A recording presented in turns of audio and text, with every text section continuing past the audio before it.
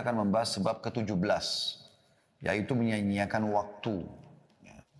Banyak di antara orang menganggap waktu itu tidak penting bagi dia. Terbukti, dia selalu mengatakan, ya saya lagi santai nih, lagi nggak ada kegiatan nih. Sibuk telepon teman yang ini, sibuk telepon teman yang itu, sibuk mengikuti perkembangan politik padahal dia bukan seorang politikus, sibuk mengikuti perkembangan ini dan itu padahal sebenarnya dia tidak ada hubungannya sama sekali, gitu kan. Makanya semua teman-teman bisa saja masuk dalam hal-hal menyia-nyiakan waktu. Coba fokus waktu Anda itu kepada hal yang bermanfaat secara atau sesuai dengan pandangan agama, dan ya, yang tidak kalah pentingnya adalah bagaimana Anda fokus kepada yang memang sesuai dengan bidang Anda. Sehingga waktu Anda tuh mayoritasnya terisi dengan hal-hal yang bermanfaat. Kalau ada sesuatu yang Anda baru mau pelajari, sisihkan waktu sedikit saja di situ. Begitu juga kita harus prioritaskan mana yang wajib, kemudian baru pindah yang ke sunnah. Dan kalau ada waktu atau kita meluangkan sedikit dengan hal yang mubah boleh, sedikit. Tapi bukan mayoritas waktu masuk ke dalam hal yang mubah. Seperti makan, minum, segala macam. Itu boleh, tapi jangan sampai skala prioritas di sana. Ada orang subhanallah pergi jauh-jauh sampai ke luar kota, ke luar negeri hanya untuk mengejar kuliner tertentu. Untuk apa ini sampai seperti itu? Kalau Anda kebetulan pergi ke sana, lalu Anda mendapatkan kuliner yang enak di sana, oke. Tapi kalau buang waktu sampai ke sana, berapa banyak uang yang dikeluarkan, berapa banyak waktu yang dihabiskan. Lebih baik Anda lakukan umrah. Lebih baik Anda lakukan perjalanan ibadah. Atau Anda misalnya daripada kuliner, Anda misal datang ke tempat-tempat sejarah Islam sambil selingannya kuliner, iya mungkin itu masih bisa gitu kan. Jadi yang terpenting didahulukan daripada yang mubah gitu loh. Tapi ada orang membuang waktu hal yang kadang-kadang tidak perlu gitu. Saya pernah berjalan dengan beberapa teman-teman ke luar negeri waktu itu, ada program perjalanan luar negeri ya, plus umrah. Tiba di satu tempat, lalu pada bubar gitu, pada pergi. Ternyata hanya untuk mencari baju kaos saja. Sudah hampir sampai tengah malam balik, ternyata hanya beli baju kaos yang ada dijual di situ. Maksud saya, kita masih bisa kok beli. Dan itu ternyata punya cabang hampir di seluruh dunia. Bisa kita beli. Tapi hanya untuk dikatakan, oh pernah beli baju kaos ini di negara ini. Jadi, kalau hanya khusus untuk itu, bayar tiket pesawat begitu banyak, sayang kan. Kalau ada hubungannya dengan masalah sejarah Islam, baru kemudian kita diselingan waktu hal yang mubah kita sisipkan, tapi bukan menjadi skala prioritas. Mudah-mudahan bisa ditangkap pesannya tentunya. Nah teman-teman sekalian, banyak sekali orang yang membuang-buang waktu yang padahal yang tidak bermanfaat. Nongkrong, omong kosong gitu kan. Itu baru sia-sia. Sayang sekali. Sampai seorang salaf pernah melihat ada sebagian anak-anak muda lagi nongkrong, duduk-duduk di pinggir jalan, baring-baring, ngobrol omong kosong, ketawa-ketawa terbahak. Bukan tidak boleh. Tapi beliau mengatakan, andai saja waktu itu bisa diperjualbelikan, maka saya akan beli waktunya mereka itu. Sayang mereka buang-buang seperti itu. Ya. Kalau misalnya umur kita dikasih sama Allah SWT 90 tahun, 100 tahun misalnya. Lalu kita bisa transfernya orang yang dibuang-buang saja. Yang dia cuma pakai tidur yang berlebihan. Kumpul sama teman-teman yang memang omong kosong, apalagi pakai kemaksiatan. Mau dijual, kita beli aja. Satu hari 24 jam dia pakai omong kosong 3 jam. Kita beli aja berapa dia mau beli. Dengan nilai apapun. Para salafus saleh sampai ke sana pikirannya. Saya akan bacakan teman-teman yang dikatakan oleh penulis di sini di poin ke-17 sebab lemahnya iman di halaman 88. Menyia-nyiakan waktu. Sesungguhnya karunia yang paling besar yang diberikan Allah kepada seorang muslim adalah menggunakan seluruh waktunya untuk beramal soleh. Bayangkan kalimat penulis ini, seluruh waktunya. Bahkan kita sudah pernah berikan gambaran teman-teman sekalian, hal yang mubah bisa berubah menjadi sunnah, bisa berpahala. Contoh, makan, minum, tidur, mandi. Pada saat Anda meniatkan memang untuk ibadah. Tidur supaya memberikan hak badan. Tidur supaya Anda bisa lebih kuat beribadah. Jadi selain memberikan hak badan juga memperkuat diri untuk ibadah. Anda makan, minum karena ini memberikan hak badan yang memang Allah SWT berikan sinyal lapar, sinyal haus. Jadi bukan cuma sekedar hilangkan lapar dan haus, tapi memang memberikan hak badan. Jadi dari mubah menjadi sunnah gitu kan. Begitu juga dengan tidur misalnya, begitu juga dengan mandi misalnya. Bukan hanya sekedar mandi, tapi mandi agar bisa lebih segar dalam beribadah, lebih merawat tubuh yang Allah amanahkan. Jadi berubah dari mubah menjadi sunnah. Maka dari itu Rasulullah SAW bersabda, "Igtanim khamsan qabla khamsin, syababaka qabla haramik, wa sihhataka qabla saqamik, wa ginaka qabla fakrik, wa faragaka qabla syuglik, wa hayataka qabla mautik." Pergunakanlah 5 hal sebelum datangnya 5 hal. Masa mudamu sebelum masa tuamu. Kalau kita sudah tua, peluang untuk melakukan seperti pada saat masih muda itu susah. Energi sudah berbeda. Mata, penglihatan juga sudah lebih kurang. Pendengaran sudah kurang. Dan seterusnya. Beda antara anak muda sama orang tua. Maksimalkan masa mudamu. Dan masa muda harus dihabiskan di atas ketaatan kepada Allah Subhanahu wa ta'ala. Enggak boleh pada kemaksiatan. Kata Nabi SAW, "Inna Allah yu'jibu min syabin laysa lahu sabwah." Allah sangat kagum dengan anak muda yang tidak menghabiskan waktunya pada kemaksiatan. Yang saya herankan kadang-kadang kalau ada anak ganteng, anak yang tampan, yang gagah, dan ada anak perempuan yang cantik, ya. Heran kalau tidak menjadi ahli maksiat. Jadi kalau hadir di majelis ilmu, aneh. Jadi majelis ilmu harus orang-orang yang jelek-jelek saja. Ini aneh betul ini. Ya. Harusnya memang sambil dipakai dalam ketaatan. Kita lihat para sahabat Abdullah bin Umar, Abdullah bin Abbas, Abdullah bin Mas'ud, Abdullah bin Amr bin As, Anas bin Malik, Usama bin Zaid. Ya. Ini sahabat-sahabat yang masih anak-anak mereka. Di masa Nabi SAW, tapi mereka diarahkan oleh orang tuanya dan lingkungan membentuk mereka menjadi orang-orang yang saleh. Sehingga pada saat Nabi SAW meninggal, umur mereka masih belasan tahun, mereka setelah itu sudah bisa menjadi ulama, bahkan Usama bin Zaid menjadi panglima perang. Di dalam pasukannya ada Abu Bakar, ada Umar, ada Uthman, ada Ali, sahabat-sahabat Nabi yang mulia, yang terkenal sahabat senior. Tapi Nabi SAW tunjuk dia. Sebagian orang sempat berbicara, apakah anak kecil ini bisa pimpin peperangan? Di tengah-tengah pasukan ada si fulan dan si fulan. Kata Nabi SAW, sungguhnya mereka telah meragukannya sebagaimana mereka meragukan ayahnya.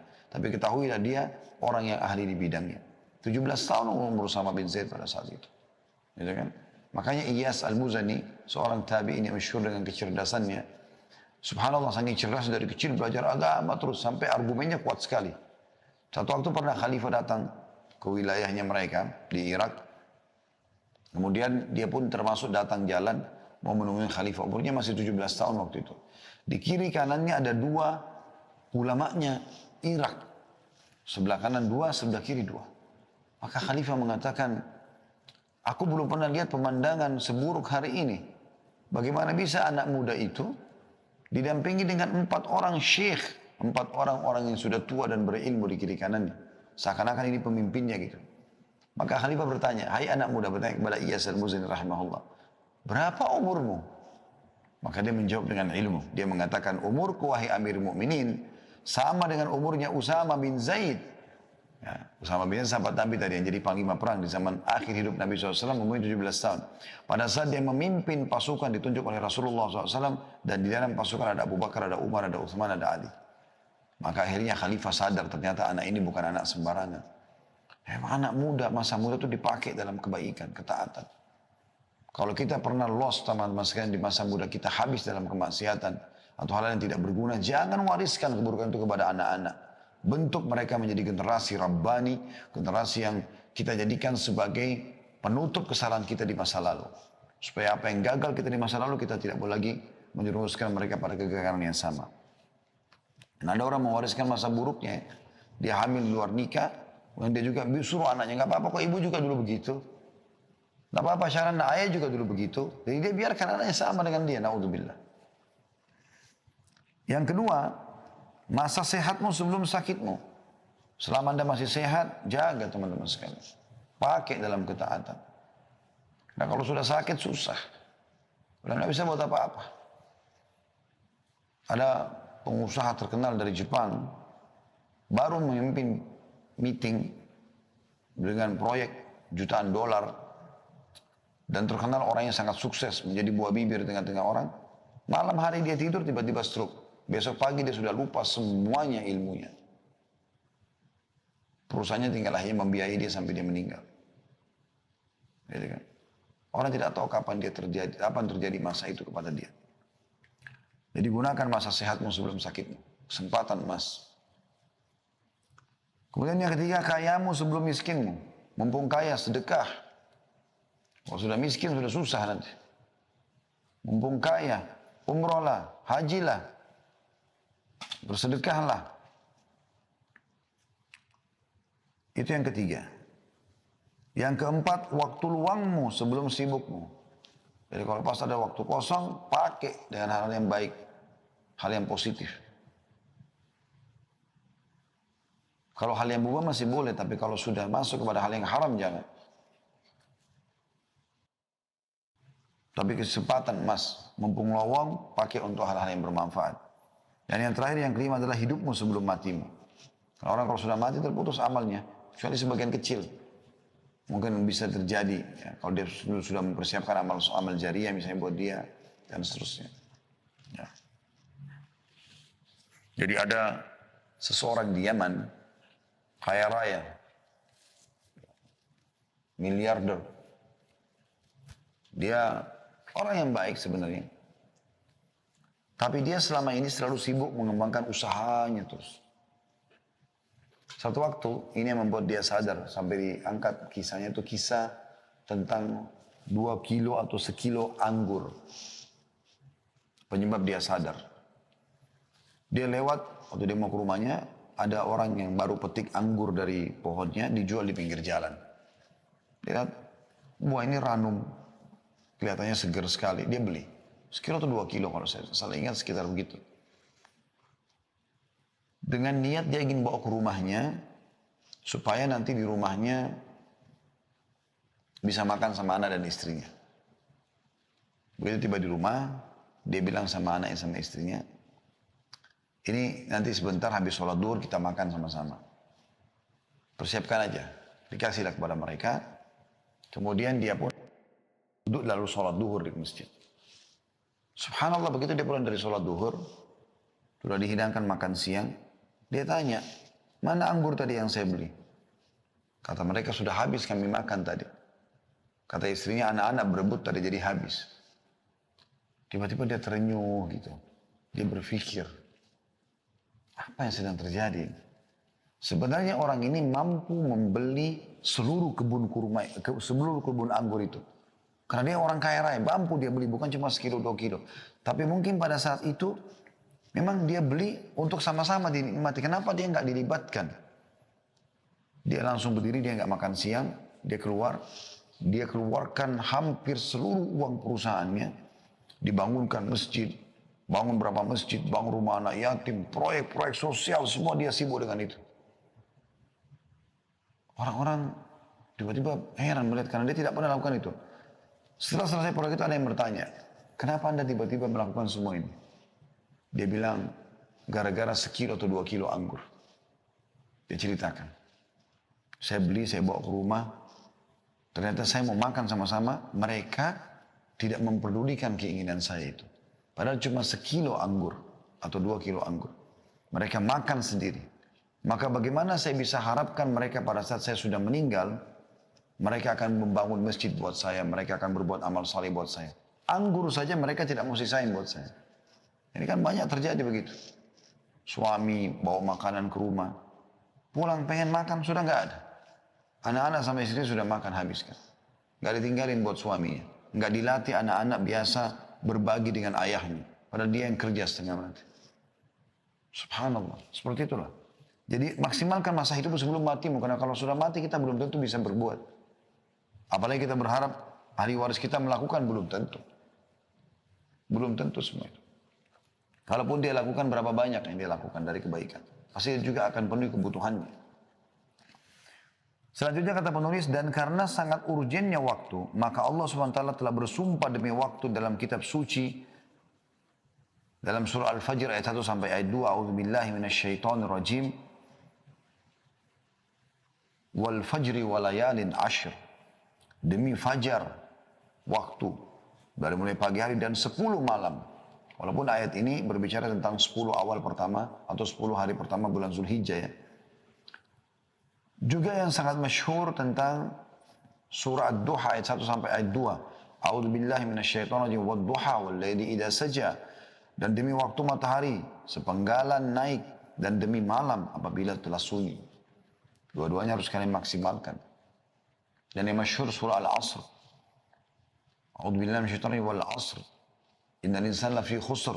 Demi waktu yang kalian lalui di dunia. Banyak manusia dalam kerugian. Illa alladziina aamanu wa 'amilus shalihat, kecuali orang yang sibuk dengan beriman dan beramal saleh. Wa tawassaw bil haqqi wa tawassaw bis sabr. Saling memberikan wasiatlah untuk kebaikan dan saling memberikan wasiatlah untuk kesabaran. An-Naisaburi dalam kitab tafsirnya yang berjudul Gharaibul Quran tentang hikmah sumpah Allah dengan waktu, ia berkata, tidak ada suatu apapun yang lebih berharga daripada waktu. Pengkhususan Allah dengan waktu itu merupakan petunjuk bagi bahwa manusia cenderung melakukan hal-hal yang tidak baik dalam hidupnya. Serta menyalahkan waktu itu, menyalahkan waktu jika ia mengalami penderitaan dan kerugian. Jadi Allah bersumpah dengan waktu adalah menunjukkan kemudian waktu itu. Dan sungguhnya penderitaan dan kerugian yang selalu menyertai manusia adalah karena aib yang ada di dalam dirinya, bukan pada waktu. Makanya Nabi SAW juga bersabda, Allah SWT berfirman hadis qudsi ya, La tasubud dahar fa innid dahar. Jangan kalian pernah mencaci maki waktu. Karena aku adalah pencipta waktu itu. Jangan salahkan waktu, tapi salahkan dirimu sendiri. Kitalah yang banyak membuang waktu. Subhanallah, kadang-kadang mungkin teman-teman tidak asing kalau lagi tonton cuplikan. Saya kadang-kadang kalau lagi buka YouTube gitu kan. Ada cuplikan lewat iklan. 5 detik. Saya kadang-kadang merenungi 5 detik itu. 1, 2, 3, 4, 5. Orang bisa buat iklan 5 detik. Dan Anda sudah bisa faham dalam 5 detik iklan apa yang sedang disampaikan. Itu kan luar biasa itu. Ya. Saya pernah melihat ada yang sampai 30 detik. Kalau kita hitung 30 detik itu setengah menit ya. 1 menit kan 60 detik ya. 30 detik. Itu lama rasanya kita nunggu untuk melanjutkan cuplikan yang akan kita lihat setelahnya.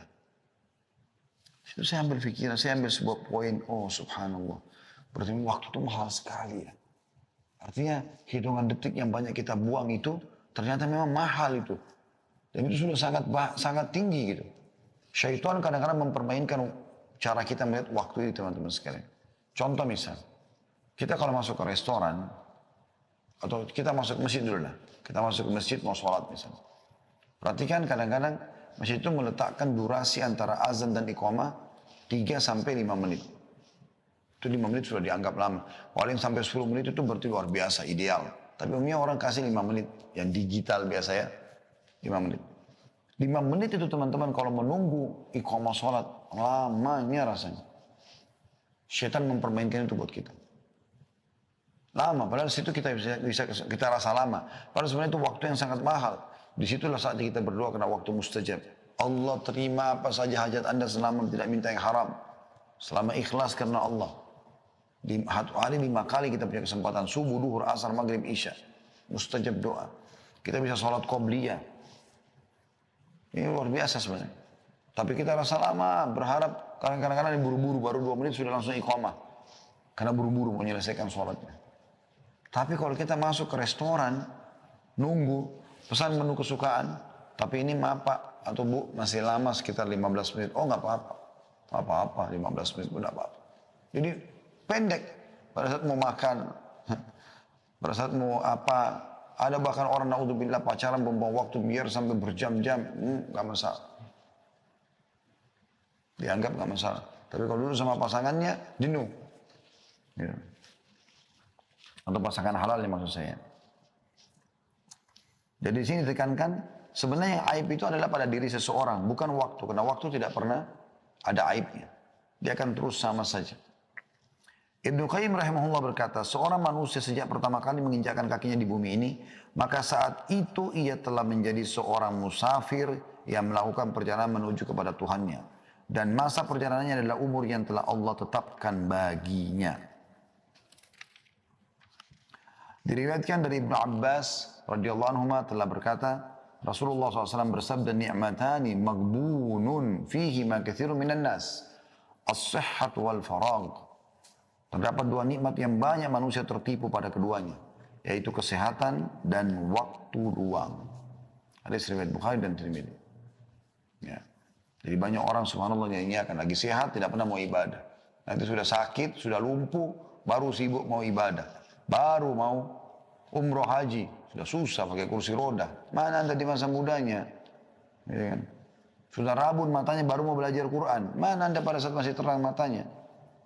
Ya. Nanti sudah terlilit utang baru berpikir mau sedekah. Bagaimana caranya waktu lagi lapang kenapa nggak sedekah? Gitu. Ya, sayang sekali. Ibnu Battal berkata, sedikit sekali manusia menyadari kedua nikmat itu dan mensyukurinya dengan kebaikan. Ya, nikmat sehat dan waktu luang ini adalah nikmat yang besar. Dan cara untuk mensyukuri nikmat itu adalah memaksimalkan keduanya. Maksimalkan kesehatan di atas ketaatan, maksimalkan waktu luang di dalam ketaatan. Waktu adalah umur manusia dan kehidupannya. Hari yang berlalu makin mendekatkannya kepada kehidupan akhirat. Dan hari-hari itu ibarat sebuah gudang. Lalu apa yang disimpan di dalamnya? Kata Hasan Basri rahimahullah, hai manusia, hai anak Adam, kau hanya adalah potongan waktu. Potongan waktu. Potongan hari. Kalau sudah lewat satu hari dari hidupmu, maka ada yang hilang dari bagian tubuhmu.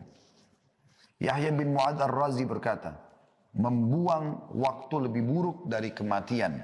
Sekali lagi, Yahya bin Mu'adz Ar-Razi berkata rahimahullah, membuang waktu lebih buruk daripada kematian. Sebab membuang waktu berarti menghentikan kebenaran, sedangkan kematian berarti perpisahan dengan manusia. Seorang pria berkata kepada Daud At-Ta'i, nasihati aku. Maka kedua matanya berlinang air mata dan berkata, wahai saudaraku, sesungguhnya siang dan malam adalah fase-fase yang dilewati oleh manusia satu persatu. Hingga semua itu berakhir sampai pada akhir perjalanan mereka. Maka jika engkau mampu untuk menyiapkan bekal setiap hari, maka bagi dirimu untuk menghadapi kematian, maka lakukanlah. Karena sungguhnya perjalanan itu akan berakhir dengan cepat, atau bahkan lebih cepat dari apa yang engkau duga. Maka hendaknya engkau membekali dirimu dan lakukanlah sesuatu yang pernah engkau lakukan untuk bekal itu. Dan sungguhnya aku akan mengatakan kepadamu semua, sedang aku tidak mempunyai seseorang yang lebih mengabaikan waktu daripada aku sendiri. Karena kan kemudian beliau bangkit dan pergi meninggalkannya. Ya. Jadi orang-orang yang banyak memahami tentang masalah pentingnya waktu ini, betul-betul mereka berhati-hati sekali. Setiap detik dalam hidupnya, setiap menit, setiap jam, setiap fase waktu pagi, siang, sore, malam adalah sesuatu yang berharga bagi dia. Dia tidak akan sia-siakan. Dia cuma selalu bertanya kebaikan apa setelah kebaikan apa. Jadi selalu kebaikan kepada kebaikan yang lain. Terus saja begitu. Kata beliau, semoga Allah memberikan rahmatnya kepada para salaf atau pendahulu kita. Mereka benar-benar mengetahui akan pentingnya waktu dan mereka benar-benar telah memeliharanya dengan sebaik-baiknya. Hingga mereka tidak pernah membuang waktu walaupun sesaat. Dan alangkah celakanya kita. Walau kita berlalu dengan sia-sia tanpa faedah. Atau waktu kita berlalu sia-sia tanpa faedah. Kematian selalu datang menimpa orang-orang yang berada di sekitar kita secara tiba-tiba. Akan tapi semua itu tidak menjadi pelajaran dan peringatan bagi kita. Bahkan yang terjadi adalah penyanyian terhadap waktu dan sikap selalu tanda kutip menunda-nunda dan terus menunda. Celakalah, kemudian aduhai, betapa waktu-waktu berlalu dan tidak akan pernah kembali.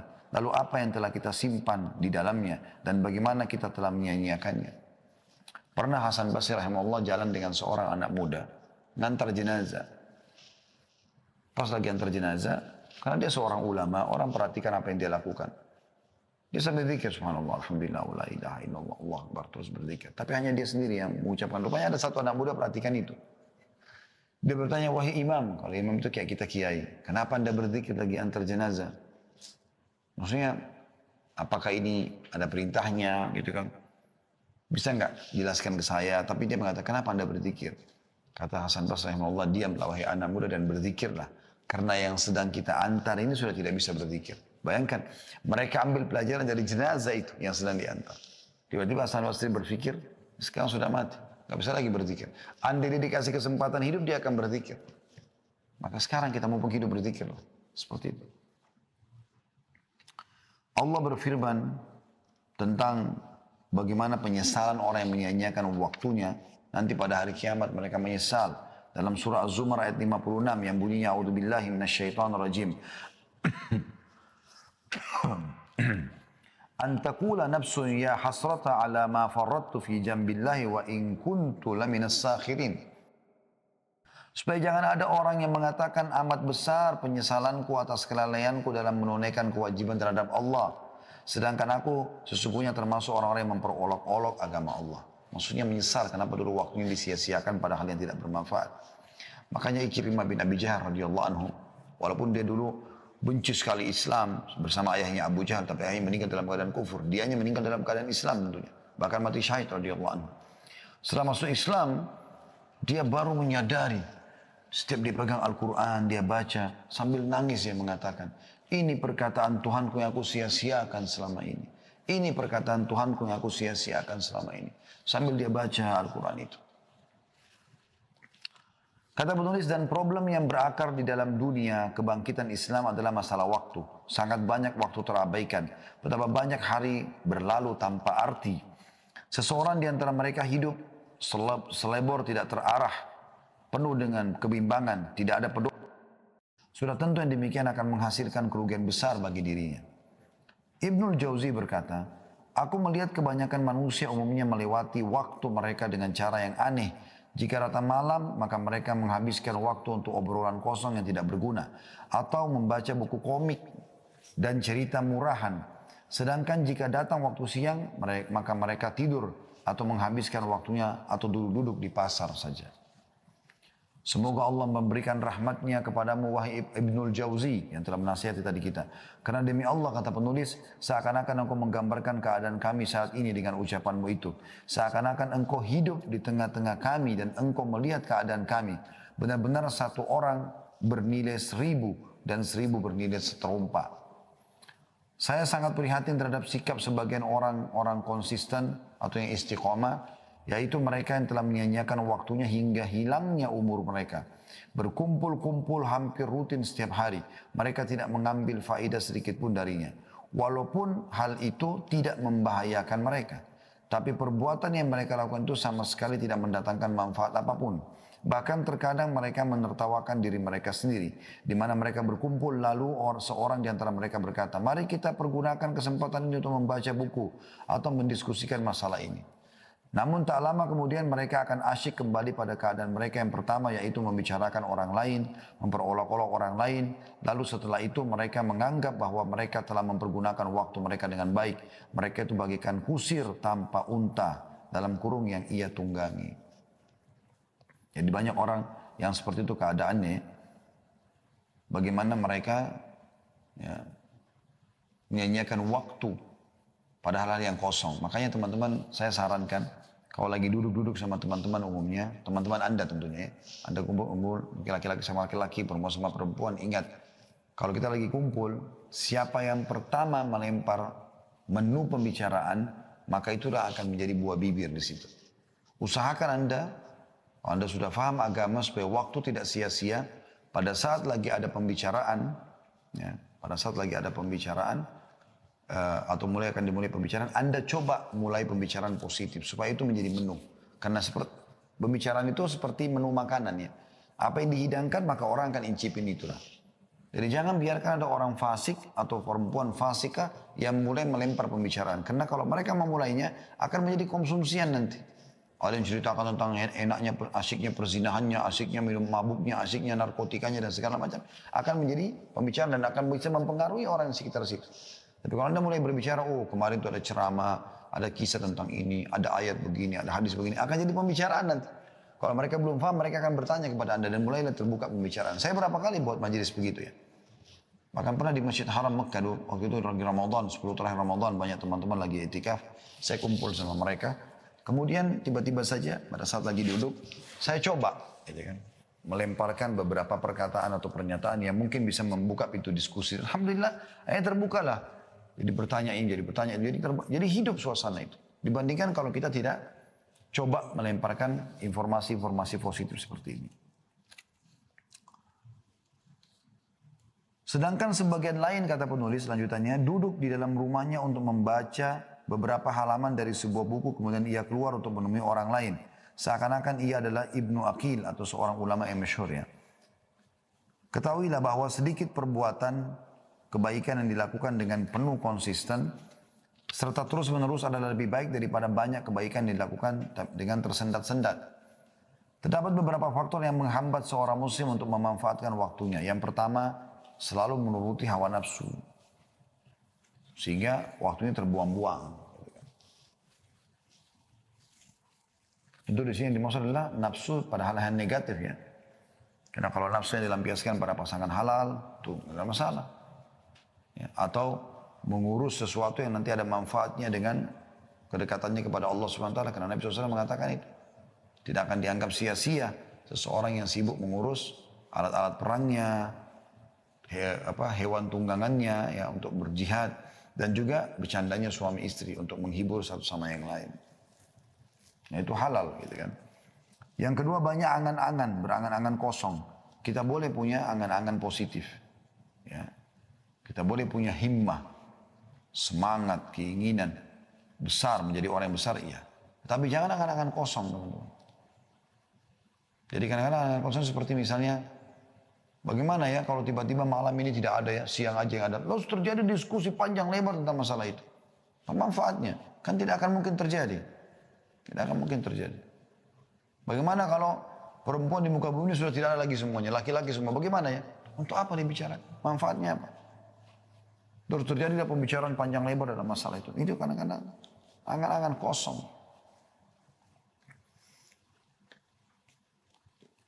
Kemudian yang ketiga, hati yang hampa. Hati yang hampa ini maksudnya adalah hati yang kosong dari ilmu, dari iman. Ya. Isinya hanya duniawi saja. Tiga hal ini yang beliau sebutkan lalu mengatakan, dan terdapat beberapa faktor yang dapat membantu seorang untuk memanfaatkan waktunya, antara lain mengetahui pentingnya waktu, kayak kita bahas sekarang ini. Yang kedua, bersikap zuhud terhadap kehidupan duniawi. Selalu menyadari dan menanamkan dalam dirinya ada kehidupan akhirat. Dunia hanya kita lewati. Sehebat apapun Anda jaga kesehatan, setampan dan secantik apapun paras wajah Anda, ya, setinggi apapun titel pendidikan, sebanyak apapun harta Anda kumpulkan, Anda akan mati. Kita semua calon mayit, dibungkus kain kafan, semua akan ditinggalkan. Dan hanya jadi kenangan, oh itu sepatunya dia, oh itu bajunya dia, oh itu rumahnya dia, oh itu istrinya dia, oh itu suaminya dia, itu anaknya dia. Dan Anda hanya dikenang beberapa hari. Saya pernah kasih contoh rasional itu ya. Kalau kita telusuri ke atas kita, ayah mungkin kita masih kenal. Kakek mungkin sebagian kita masih kenal. Sebagian bukan semua. Ayahnya kakek, saya yakin kita sudah tidak kenal. Mungkin kita tidak tahu dia nikah sama siapa. Mungkin kita tidak tahu berapa anaknya. Jarang orang tahu. Apalagi kalau kita sudah bicara kakeknya kakek. Lebih jauh lagi. Artinya, generasi yang akan mengenang Anda yang terdekat saja. Selebihnya sudah tidak diingat lagi. Makanya ada pepatah mengatakan, sesungguhnya manusia itu mati dan tidak mati tulisannya. Atau tidak mati amal solehnya. Iya, itu benar. Amal jariahnya, itu benar. Maka tinggalkan pada saat kita meninggal, teman-teman, sesuatu yang terus membuat kita panen pada saat kita sudah meninggal. Itu yang kedua. Yang pertama tadi mengetahui pentingnya waktu. Yang kedua, bersikap zuhud terhadap kehidupan dunia. Yang ketiga, ingat akan mati. Jadi kita pasti akan meninggal dunia. Yang keempat, takut kepada Allah. Jangan sampai melanggar hukum-hukumnya karena hukumannya berat. Yang kelima, selalu berdoa agar diistiqomahkan. Seperti doa yang masyhur yang Nabi SAW ajarkan kepada sahabatnya Mu'adz bin Jabal radhiyallahu anhu.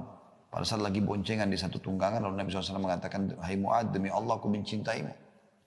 Maka aku ingatkan, jangan pernah kau meninggalkan selepas sholat 5 waktu. Allahumma inni ala dzikrika wa syukrika wa husni ibadatik.